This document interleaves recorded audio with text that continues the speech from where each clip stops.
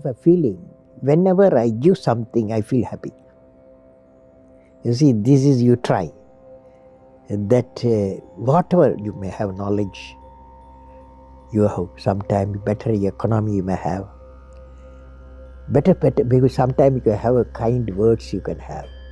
So if you use and make somebody's life happy, that is you are giving, and his or her life is happy, that's a best thing a human being can think of. Then you will get a conflict-free world. That's why I used to say, where there is righteousness in the heart, there's beauty in the character. Where there is beauty in the character, there is harmony in the home. Harmony in the home. Where there is harmony in the home, there is order in the nation. When there is order in the nation, there is peace in the world. Where is the starting point? Where there is a righteousness in the heart, beauty in the character, harmony in the home, and the order in the nation, peace in the world, all are in one after the other is coming. So where we start? We start the righteousness. Remember this incident, 1979. SLV-3 satellite launch vehicle, I was the project director, mission director. My mission is to put the satellite in the orbit. Thousands of people worked nearly 10 years. I reached the Sriharikota, and it's in the launch pad. Countdown was going on. T-minus 4 minutes, T-minus 5 minutes, T-minus 1 minute, T-minus 40 seconds. Computer put a hold, don't launch it. Computer says, don't launch it. I am the mission director, I have to take decision. Everything is on. Behind me, there are 6 experts. They saw the computer database coming in and screen, and they see the pictures in the screen. They said there's a problem. The problem is there's a leakage in the system, in the control system. But immediately calculation, no problem. We have got sufficient fuel and oxidation for control system. It controls the rocket to the required attitude, and we can go ahead. Now, of course, my expert's view, but I took the decision. Problem is mine. Finally, I took a decision. I bypassed the computer. I launched the system. Okay, I launched the system. This fellow went. First stage worked is a 4-stage rocket, and second stage got mad. It went to spin. Instead of putting the satellite in the orbit, it put in the Bay of Bengal. 1979, it was a failure. It was a failure. First time I experienced my failure. How do you manage the failure? Success I can manage. So at that time, a great man, a great leader, Professor Satish Dhawan, he comes to me, I'm very tired working nearly for months. He wakes me up, come, let us go for a press conference. Press is meeting there, like this, number of people, world press, with photos, this and that, all the gadgets, they are there. I was really frightened, I will be the culprit, because I'm the project director, mission director. What Satish Dhawan said, Chairman, Indian Space Research Organization, said, dear friends, we have failed today. It's the first time I have to give all the success. All the failure is, I want to support my technologists and scientists and staff so that next year they succeed. So he took the whole blame himself. And then media asked, you put Bay of Bengal so many crores, you have put it like that, lot of criticism. He received the criticism. He assured them in a year we will succeed with our team. It's a very good team. Next year, here only interesting happened. Next year, July 18, 1980, when he succeeded, Professor Dhawan said, you go and conduct the press conference. Do you follow what it means? It means when the failure occurred, the leader took it up. When the success came, he gives to his team. How did you become so great? How did I become so great? That's the question. Well, which class you are studying? 4th. What's your dream in life? I want to become a singer. Singer. Hindustani or Carnatic? Hindustani or Carnatic music? Any music? Yeah, music. Any music. Well, I don't know how big. I don't know. In the relative terms. So I personally believe you must have a dream. Say, I must have a dream. I must have a dream. I must continuously acquire knowledge. I must continuously acquire knowledge. Hard work. Hard work. And perseverance.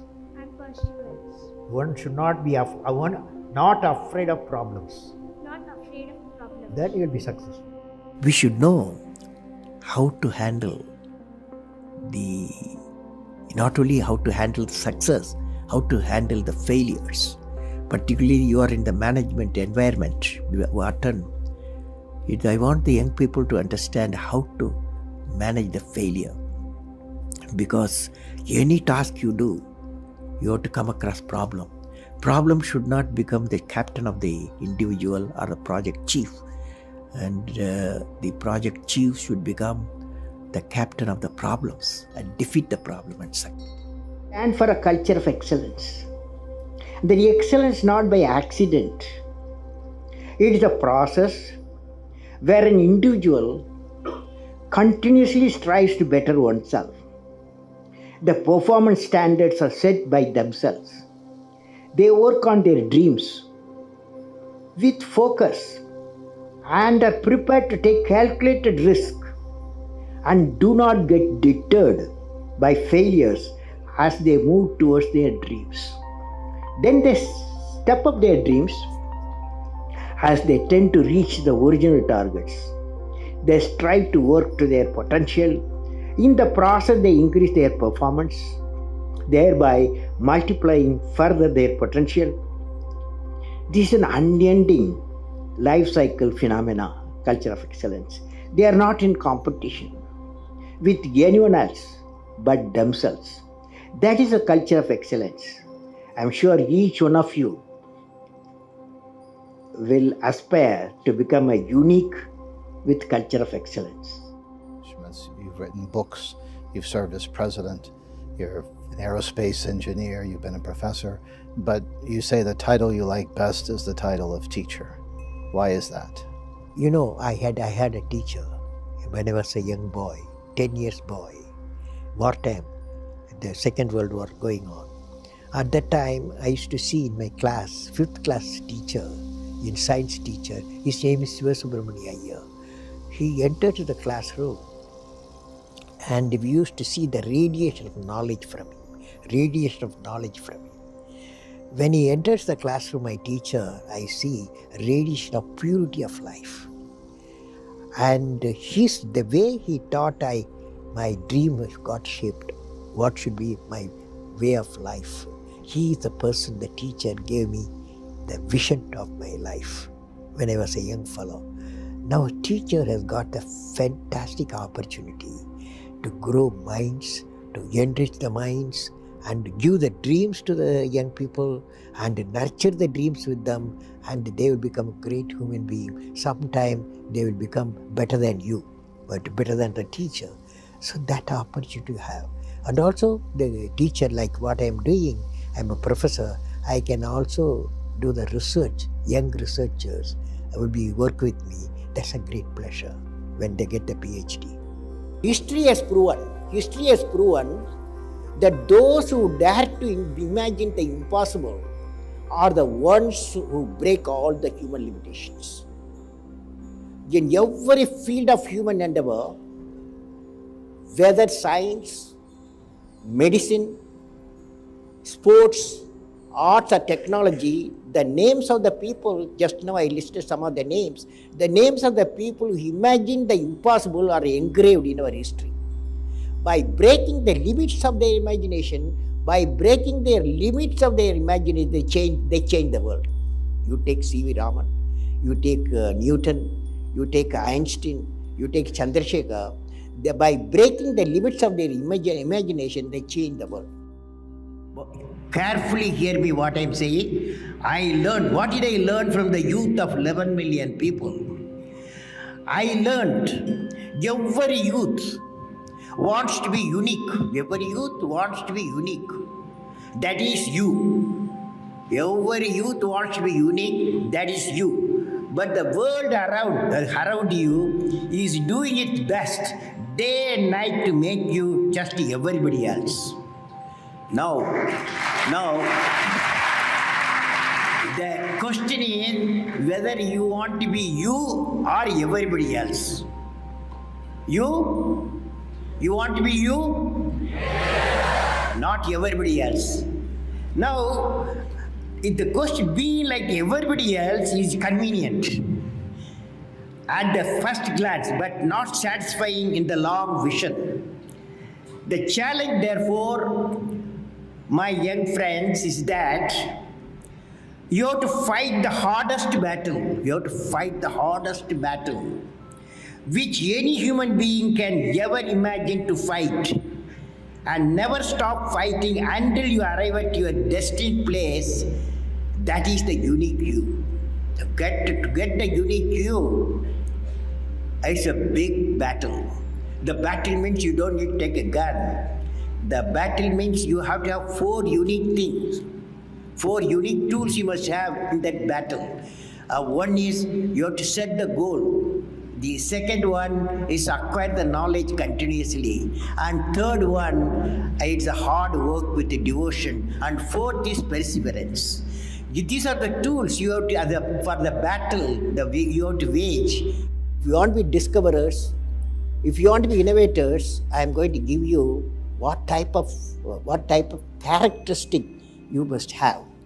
Invention and discoveries have emanated from creative minds that have been constantly working and imagining the outcome. The telephone, he was imagining the outcome in the mind. With imaging and constant effort, all the forces of the universe work for that inspired mind, thereby leading to invention and discoveries. See, I have a feeling whenever I give something, I feel happy. You see, this is you try. That whatever you may have knowledge, you have sometimes better economy you may have. Better, because sometimes you have a kind words you can have. So if you use and make somebody's life happy, that is you are giving, and his or her life is happy, that's a best thing a human being can think of. Then you will get a conflict-free world. That is, leaders should work with integrity and succeed with integrity. Leader should work with integrity and succeed with integrity. And I believe President, since you asked a question, has to be continuously in touch with the people. Rashtrapati Bhavan, where I was there, became a People's Bhavan. Instead of Rashtrapati Bhavan, it becomes People's Bhavan. And also I travel into the whole state, cutting across hill, deserts and sea. I was in touch with millions and millions of people.